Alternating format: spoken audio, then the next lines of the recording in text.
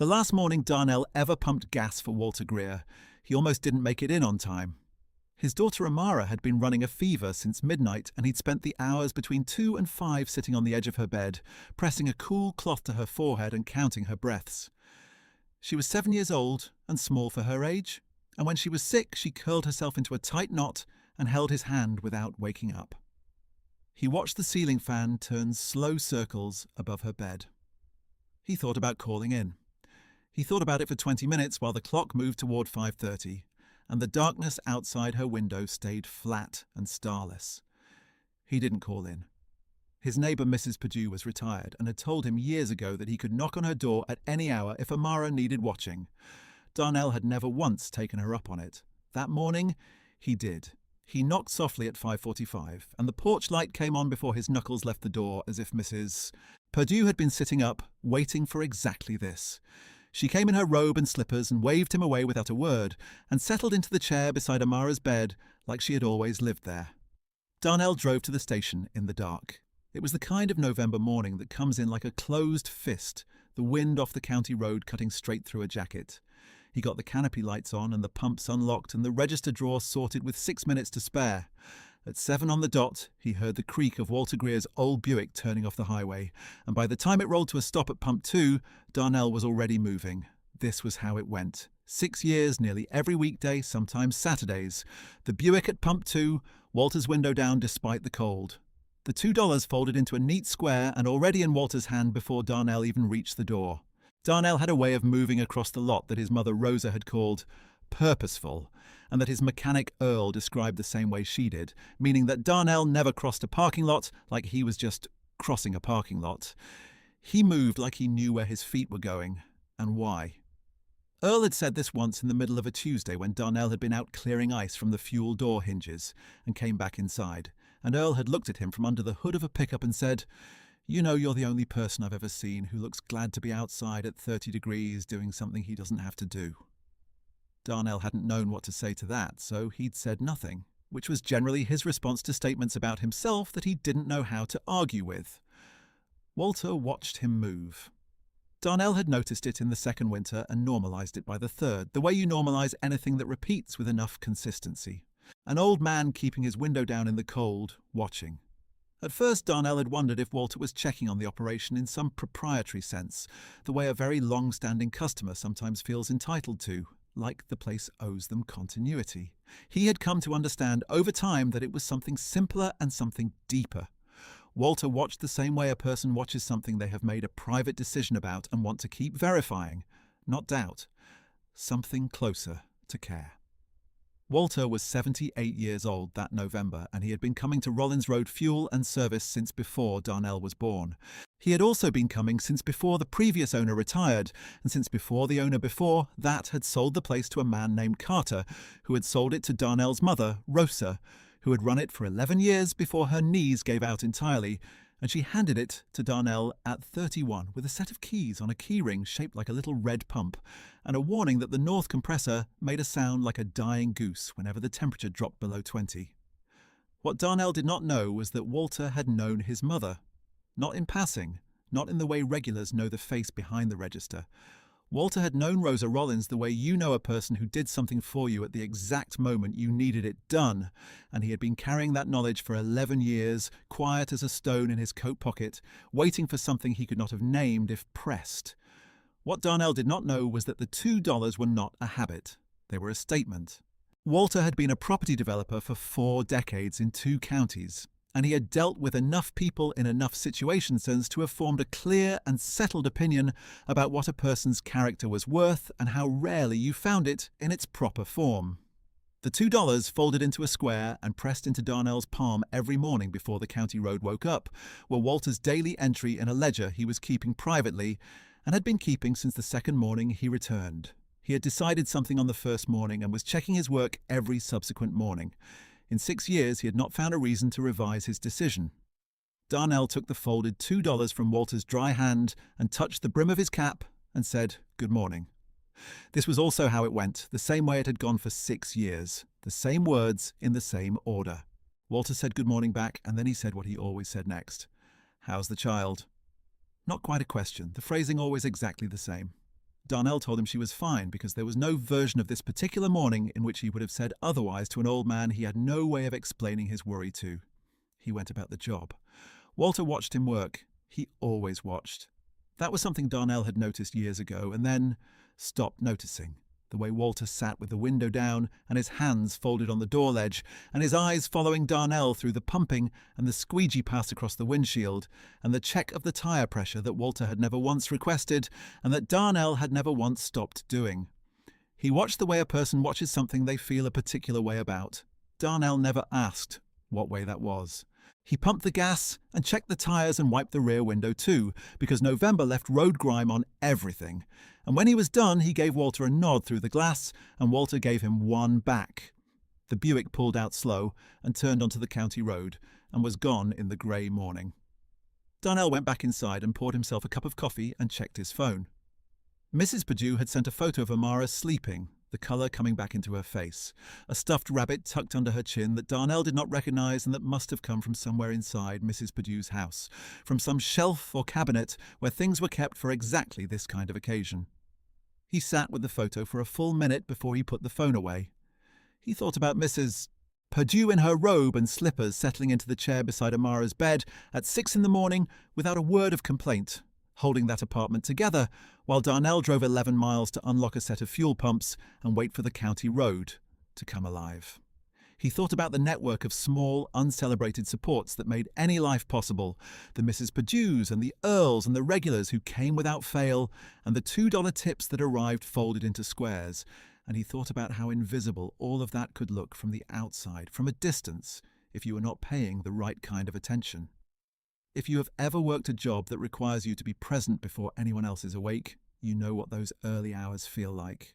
You know the particular stillness of a service station at first light, the hiss of the backroom furnace, the smell of cold concrete and petroleum, and the particular chemical cold of a November morning, the sound of your own footsteps crossing an empty lot. You know what it means to have one reliable arrival, one person who comes at the same time every morning like a marker set into the day, whose presence tells you without anything being said that the world is still organised the way it was supposed to be organised. That was what the old man had been for Darnell across 6 years. He had never named it as such. He would not have known how to name it.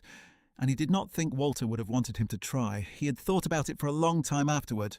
What Walter had said once, about 4 years in, on a morning when Darnell was moving slower than usual because he'd been up late fixing a burst pipe under the station's back sink, was something he said without preamble. A man who shows up is a man who knows what showing up costs. Darnell had not said anything back. He had just nodded and Walter had not elaborated, and the Buick had pulled out the same as always. He had thought about it for a long time afterward.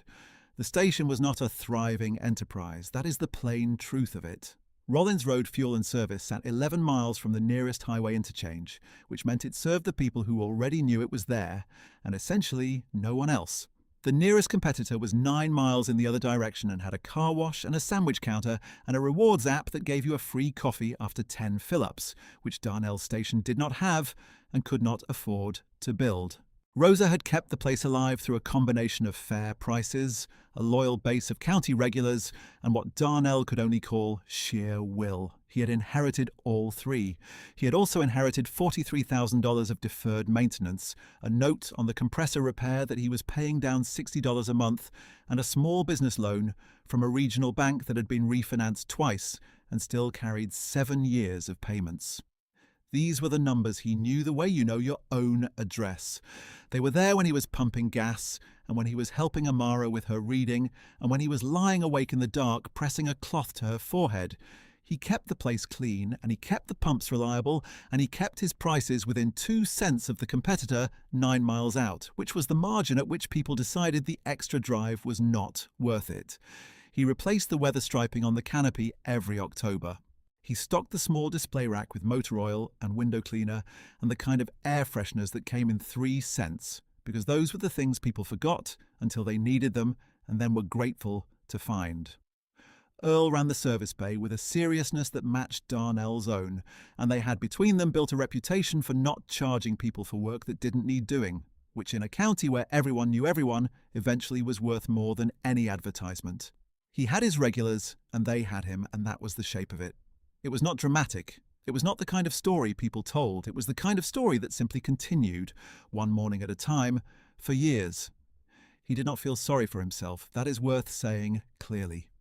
He had the station, which was something Rosa had built from a leased property and a borrowed pump in 1994, and he had Amara, who was the whole point of everything. He had Mrs. Purdue next door and Earl and 2 other mechanics he trusted, a couple dozen regulars who came without fail, and he had the work itself, which was honest and necessary, and which he had grown up watching his mother do with the kind of quiet authority that told you everything you needed to know about whether a thing was worth doing. Rosa Rollins had been the kind of woman who did not explain her reasons for most things and expected the people around her to pay enough attention to figure them out. She had taught Darnell to check tyre pressure without being asked by checking it herself every time a car sat at her pumps for more than 3 minutes. She had taught him to hand back change accurately by holding it in his palm until the customer looked down and counted it themselves, which they always did, and which was not an insult but a courtesy because it made the customer feel right, and feeling right made them come back. She had run a service station as if it were a form of argument about what a service station should be, and she had been winning that argument for 11 years when her knees finally said they were done. Darnell had inherited the argument along with the deed and the loan and the North compressor and the burn ring on the office desk. 43,000 miles more or less at $2 a day, 5 days a week if you did the math across 6 years of the old man's visits. He had not done the math. Some things you do not tally because tallying them would change what they are, and what Walter's $2 were every morning was simply a part of how the day started right. That was enough. He had not needed it to be more. What Darnell did not know on that November morning when he waved Walter's Buick out of the lot and went inside to check on his daughter's fever was that the old man had done the math. Walter had done a great deal of math, in fact, and not just on the $2. He had done math on 6 years of arriving at Pump 2 to find it unlocked and lit and ready. He had done math on the windshield wipes and the tyre checks and the good mornings delivered without any expectation of conversation beyond them. He had done math on the morning 4 years ago when he had come in on a day when his wife Eunice had been in the hospital, and Darnell had somehow known, without being told, to just do the job quietly and let the old man sit with his thoughts. Walter was the kind of person who noticed things and said nothing about them for a long time. He was also, though Darnell had no way of knowing this, the kind of person who acted when the time came. The weeks after that November morning moved the way November weeks do, the light going thin and the cold settling into the county road in the afternoon and staying. Darnell fixed the North compressor in early December, a repair that cost him more than he had hoped and less than he had feared, which was the best he could expect. Earl spent 2 cold days on it and charged Darnell labour at the rate he would have charged a friend, which was the rate Earl charged everyone he respected, which was a lower rate than his sign said, and which Darnell had spent years telling Earl was too low, and which Earl had spent years ignoring. Amara recovered from her November fever and caught another one 2 weeks later and then rallied again, the way children do when they are essentially healthy and essentially loved. She was back at school by the 2nd week of December, which was the last week before winter break, and she went back with the particular energy of a child who has been stuck inside for too long and is released into the world again. She came home that Friday with a paper turkey she had coloured in September that had been hung on the classroom wall all autumn, and was now sent home in a rolled tube, and she unrolled it on the kitchen table like a scroll and looked at it with satisfaction, and then asked if they could put it on the refrigerator, and he put it on the refrigerator. He took her to school every morning in the truck and picked her up every afternoon and helped her with long division in the kitchen while dinner cooked on the stove. These were the days. He moved through them without complaint and without much ceremony. They were enough. Walter missed a Monday in early December, which had not happened before.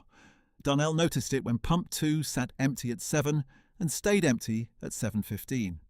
He did not say anything about it to anyone. Old men had doctors and family and reasons to be somewhere else.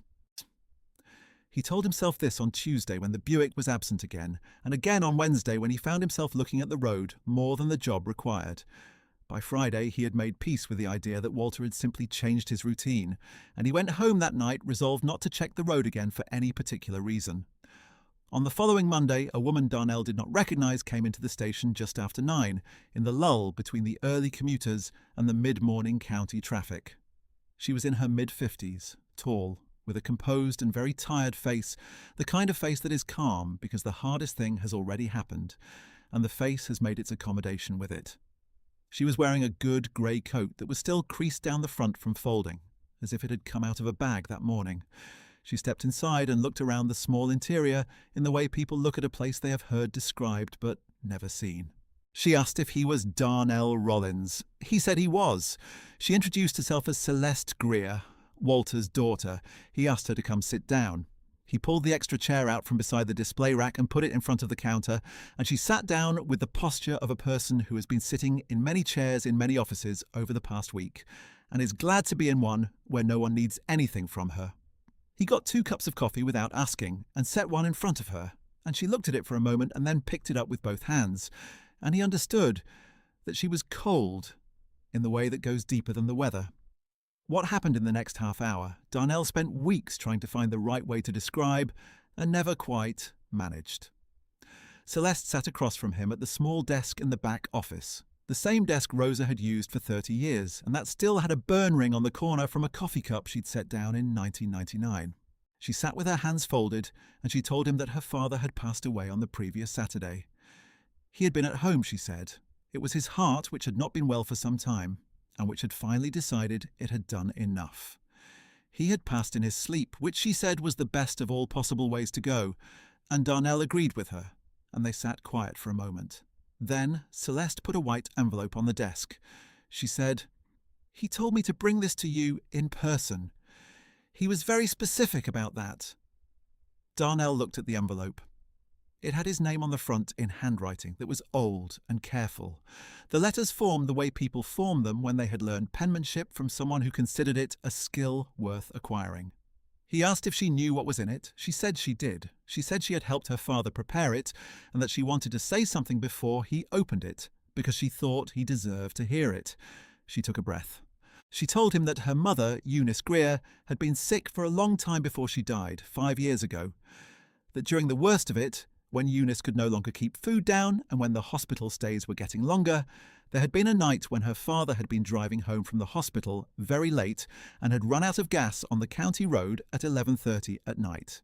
He was 73 years old and his phone battery was dead, and it was February and 12 degrees.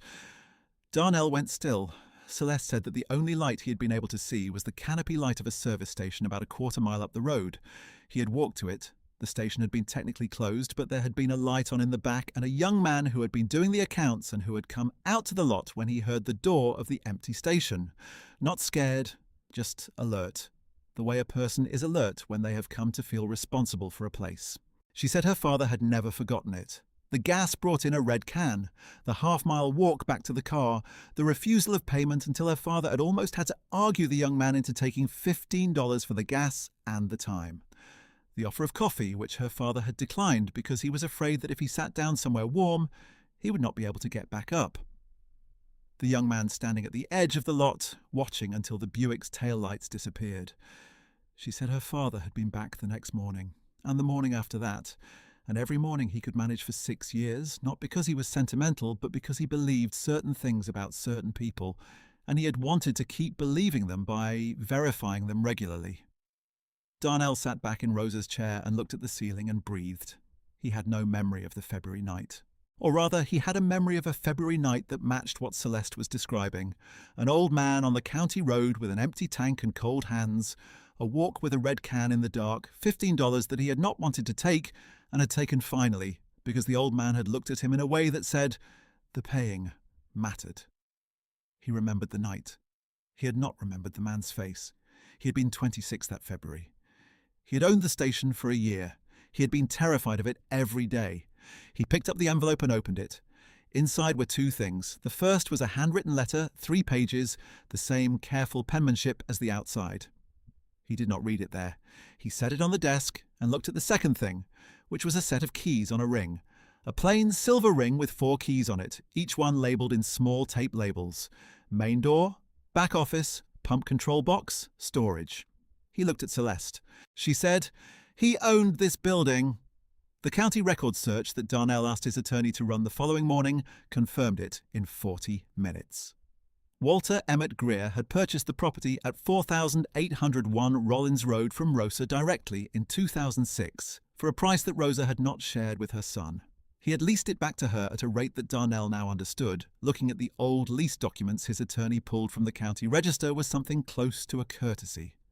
Not free, not dramatically below market, but structured in a way that had protected Rosa during the hardest years, the years when the highway expansion had pulled traffic away from the county road, and the loyal regulars had kept the lights on by a margin so thin that Darnell, looking now at the records from those years, understood in his body what his mother's face had looked like during that period, in a way he had not fully understood as a teenager, watching her from across the kitchen. When Rosa had passed the station to Darnell 6 years later, the lease had transferred automatically per the terms of a rider Walter had quietly insisted on including when the original document was drawn up. His attorney at the time had apparently noted the rider as unusual. Walter had apparently shrugged and kept it in. He had never said a word to Darnell about any of it.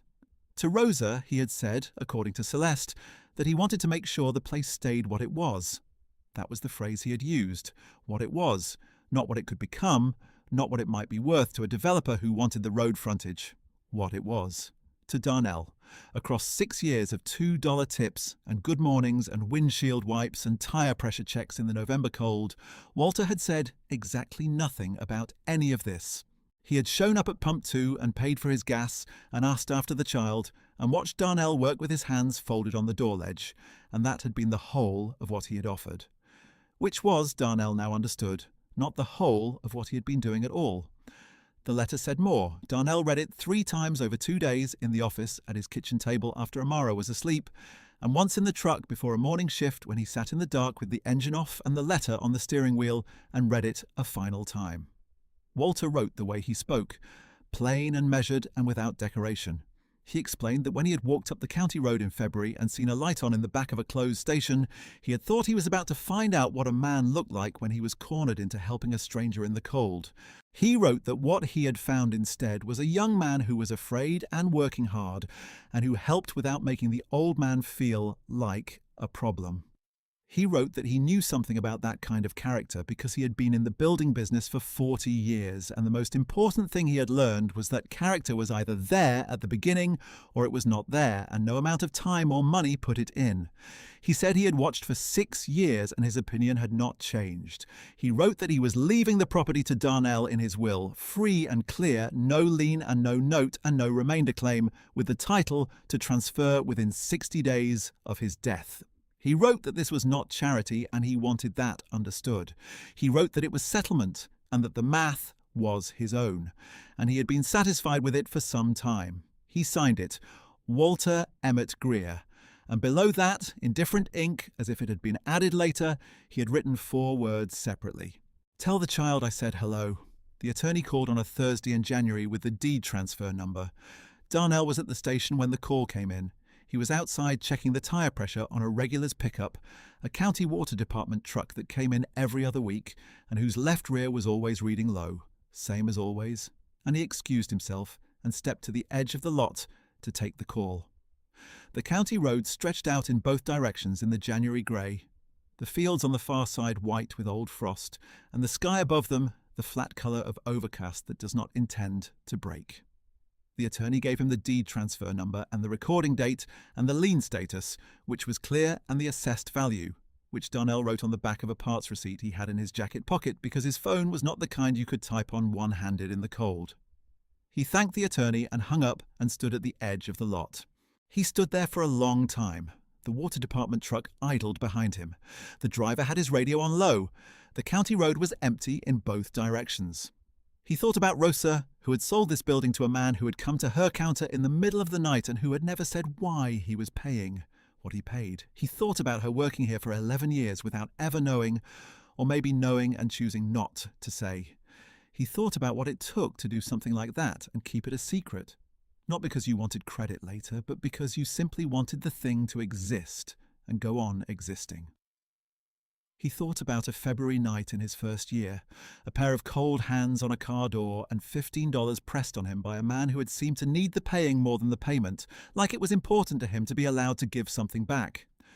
Darnell had thought at the time that it was just the old man's pride. He understood now that it was something else, that it was the first installment of something Walter had been deciding, quietly, over a very long time. If you have ever been seen by someone, truly seen, in the way that costs them something and that they do not announce, then you know what it feels like to find out. It does not feel like winning. It does not feel the way the word vindication suggests, sharp and clean. It feels like being picked up by something larger than you expected and set down in a different place. And you are the same person you were before, but the ground is more solid under your feet, and you're not sure yet what to do with that.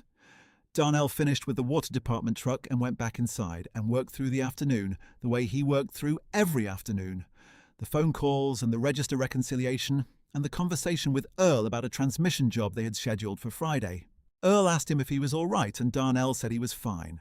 And Earl looked at him for a moment the way Earl sometimes did, patient and unimpressed, and then went back to what he was doing, because Earl understood that some things a man needed to carry on his own for a while before he was ready to put them down.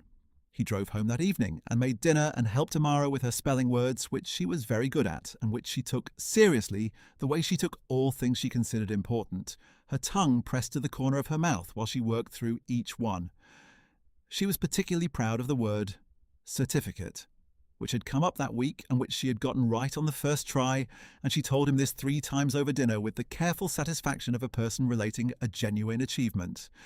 He agreed it was a good word. She said it was because it had a hidden R that most people missed. After dinner, he sat with her on the couch while she watched the ocean program she liked, the one about deep water fish that she had seen 4 times and which she never tired of. She fell asleep with her head against his arm about 20 minutes in, which she often did toward the end of the week when the school days had used her up. He turned the television down and let her sleep. He did not move her for a long time. He sat in the quiet and felt the weight of her against his arm, and thought about Walter sitting at pump 2 in the cold with his window down, and he thought about Rosa working the register in the years when the road traffic was thin, and he thought about a February night when a man had walked out of the dark at 11:30 with cold hands and an empty tank, and had paid him $15 for gas and an hour of his time, and had apparently gone home and made a decision that had taken 11 years and a set of keys to fully arrive. He thought about what kind of person does that. He thought about it for a long time. He sat in the quiet of the apartment and he thought about Walter sitting in his Buick at pump 2, 6 mornings a week with the window down in any weather, watching. He thought about what it takes to watch a person for 6 years and say nothing and wait. He thought about the keys sitting in the white envelope on his kitchen table, the tape labels in small, careful print. Before Amara woke up, he wrote Celeste Greer a letter by hand. It took him 4 drafts and he threw the first 3 away. In the last one, he did not try to say what the gift meant. He said only that her father had been the first person at pump 2 every morning for 6 years, and that there had not been a morning when his arriving had not made the day better, and that he was going to make sure the station stayed what it was, and that he was going to make sure Amara knew the name Walter and what it meant. He sealed it and put it on the table next to the keys. Then he sat with his hands on the table and looked at both of them, the sealed envelope and the silver key ring. And he thought about a woman in a grey coat sitting across from him at Rosa's desk with a cup of coffee in both hands. He thought about Celeste saying her father had wanted this delivered in person. He thought about what kind of man plans a thing like that, plans the exact delivery of a thing he will not be alive to see delivered, and gets it specific enough that his daughter knows to fold the coat just so when she comes in from out of town. He thought about the $2 again. He kept coming back to them, which surprised him, given that there was now a property deed in play. But there it was. The $2 were what his mind returned to. $2 folded into a square every morning for 6 years.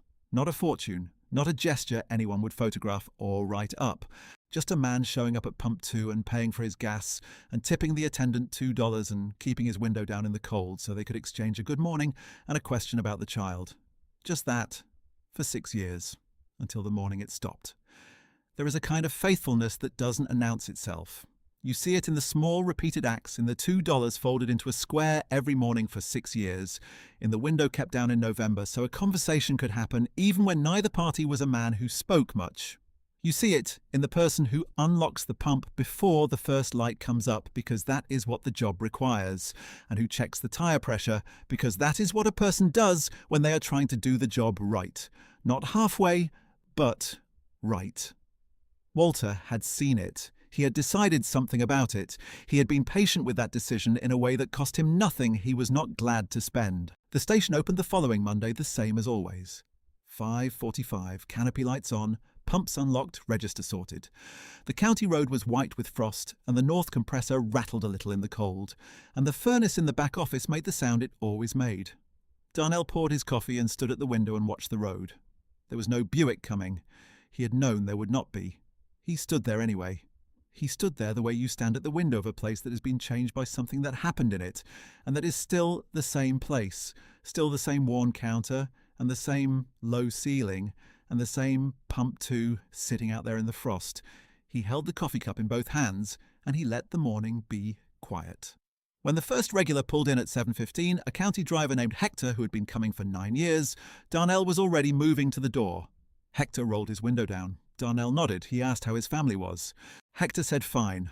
Darnell checked the tyre pressure, same as always, and told him the front left was a little low, same as it usually was, and Hector said he was going to look into a new set in the spring. Darnell said let him know. What would you have done if someone had watched you that closely and found you worth what Walter found? Leave your answer below. The station was what it was going to be. The deed said so. And Darnell was going to be here every morning before the light came up, which was not a new thing, only a more certain one. He went back inside and refilled his coffee and sat down at Rosa's old desk. There was a burn ring on the corner from a cup set down in 1999, and the drawer still stuck in the cold, and outside the frost was coming up white off the county road in the low morning sun. He opened the desk drawer where the keys were. He did not do anything with them. He just looked at them for a moment. The plain silver ring, the 4 keys, the tape labels in Walter's careful print. Then he closed the drawer and went to work. This is not a story about what a man left behind. It is a story about what he saw. And what he saw was worth every morning he came to look. If a story like this one moves you, consider sharing it with someone who needs to hear it today. We will see you in the next one. This is a work of fiction created for the purposes of storytelling and reflection.